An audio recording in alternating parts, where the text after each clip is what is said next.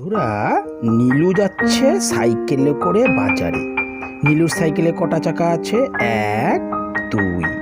তাহলে কটা চাকা আছে? তো দুটি চাকা আছে। নীলুর বন্ধু হলো রমজান আর মিতা। তো এই হলো রমজানের সাইকেল, এই হলো মিতার সাইকেল। তাহলে রমজানের সাইকেলে দেখি তো কটা চাকা আছে? এক, দুই।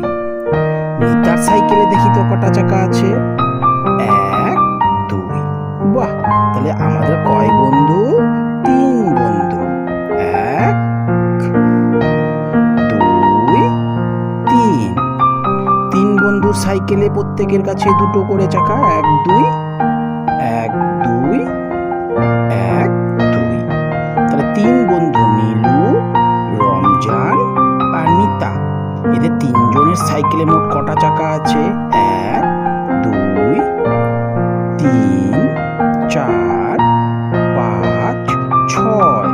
মোট চাকা আছে ছটি।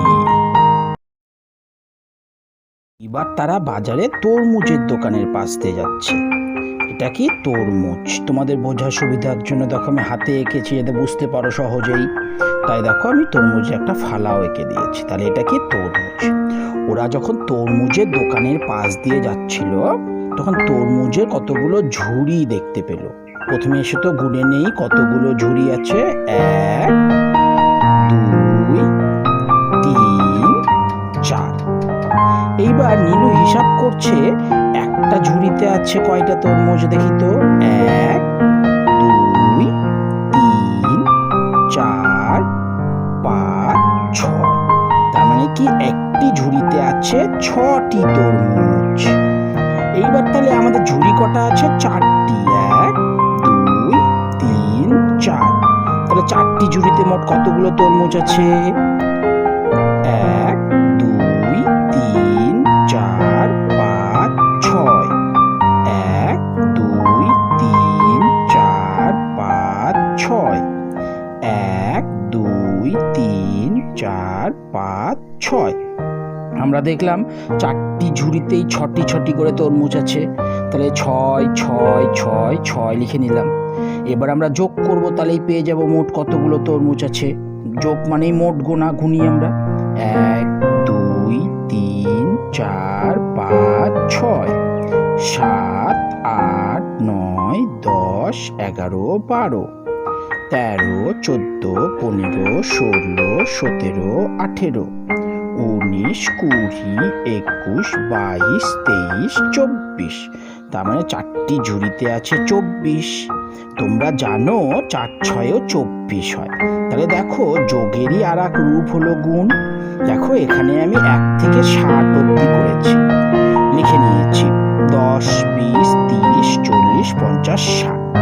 দেখো 6, 6 করে আমাদের চারটি ঝুড়িতে 6টি করে তরমুজ আছে। তাহলে 6, 6 করে আগাবো।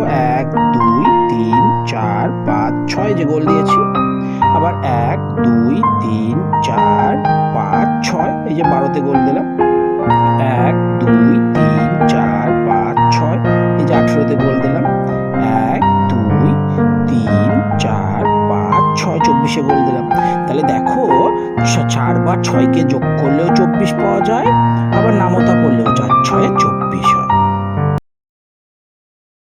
দেখো ওরা তো বাজারে গিয়েছে, কিন্তু ওরা তো ছোট, তাই ভুলে গেছে বাজারে গিয়ে কি কি কিনতে হবে। তাই মিতা ফোন বুথে গিয়ে ফোন করলো, কিন্তু ফোন তো বিনা পয়সায় দেবে না কেউ। তাই একবার ফোন করলে তাকে কয় টাকা করে দিতে হয়? 2 টাকা করে। এই যে 1 টাকা, 2 টাকা, 2 টাকা করে একবার ফোনের জন্য। মিতা কয়বার ফোন করেছে? একবার, দুইবার, দুবার ফোন করেছে। তাহলে 2 টাকার পরে আরো 2 টাকা দিতে হয়েছে। 1, 2, 4 টাকা। তাহলে মিতাকে দিতে হয়েছে 4 টাকা।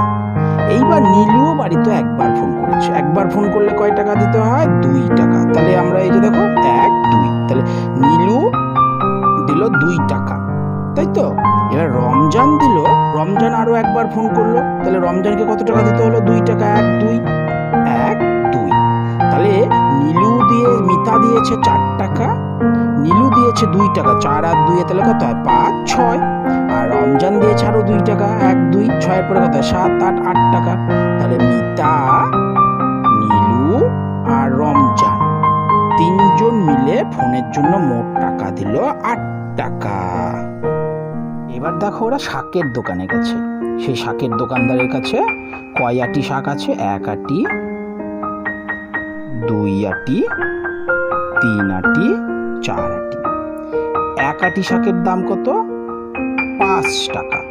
তো আমরা এখানে 1, 2, 3, 4, 5 টাকা।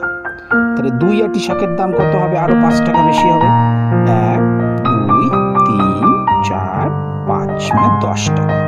3 আটি শাকের দাম করতে গেলে আরো 5 টাকা বাড়বে। তাহলে তারপরে আমরা আরো 5 ঘর গুনবো। 1, 2, 3, 4, 5 15 টাকা। 4 আটি শাকের দাম তাহলে আরো 5 টাকা বাড়বে। 1, 2, 3, 4, 5।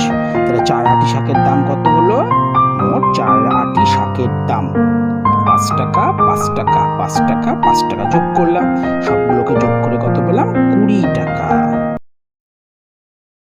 ওরা কিনতে এসেছে লেবু। দেখো এটা গন্ধরাজ লেবু। এই যে লেবুর কোয়া এঁকে দিয়েছি, এতে তোমরা বুঝতে পারো এটা লেবু।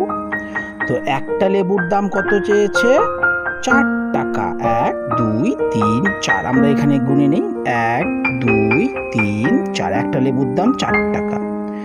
ও কটা লেবু কিনেছে? 2টো। 1, 2। তাহলে একটা লেবুর দাম যদি 4 টাকা হয়, তাহলে 2টো লেবুর দাম 4-এর পরে আরো একবার 4 টাকা দিতে হবে। 1, 2, 3, 4। তাহলে এটা কততে এসে থামলাম? 8।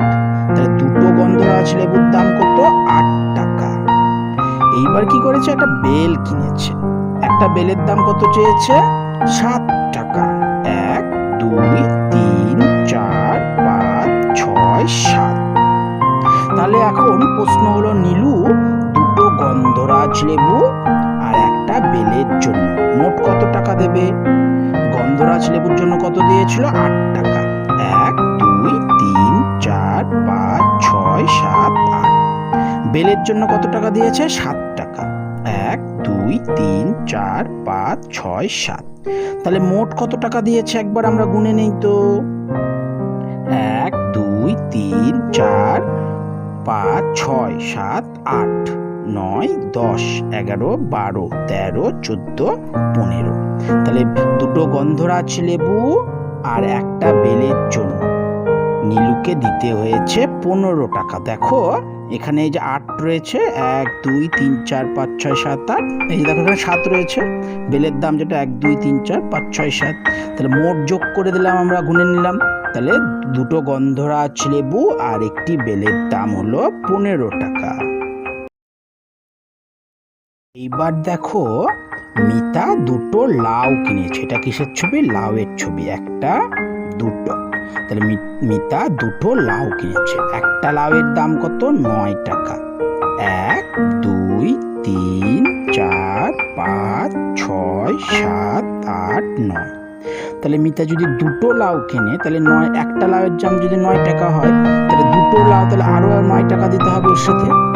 1, 2, 3, 4, 5, 6, 7, 8, 9। তাহলে 2টো লাউয়ের দাম কত হচ্ছে? 18 টাকা। 18 টাকা দেওয়ার জন্য আমি কি ব্যবহার করব? একটা 10 টাকার নোট দিতে পারি, একটা 5 টাকার নোট দিতে পারি, একটা 2 টাকার কয়েন, একটা 1 টাকার কয়েন দিতে পারি। এবার 2টো লাউ কেনার পরে মিতা চলে গেল একটা কাঁঠাল কিনতে। ও কাঁঠালের তরকারি খেতে চায়। তো এঁচড়ের তরকারি খেতে চাইলে ওকে এঁচড় কিনতে হবে। এটা এঁচড়, এঁচড়ের এটা অর্ধেক অংশ। একটা এঁচড়ের দাম কত চেয়েছে? 17 টাকা। তাহলে 2টো লাউয়ের দাম ছিল কত? 18 টাকা। তাহলে ওকে আরো 17 টাকা দিতে হবে। 1, 2, 3, 4, 5, 6, 7, 8, 9, 10, 11, 12, 13, 14, 15, 16, 17। তাহলে 2টো লাউয়ের দাম 18 টাকা, একটি এঁচড়ের দাম 17 টাকা। তাহলে 2টো লাউ আর একটি এঁচড় মিলে মোট তাকে দিতে হচ্ছে 35 টাকা।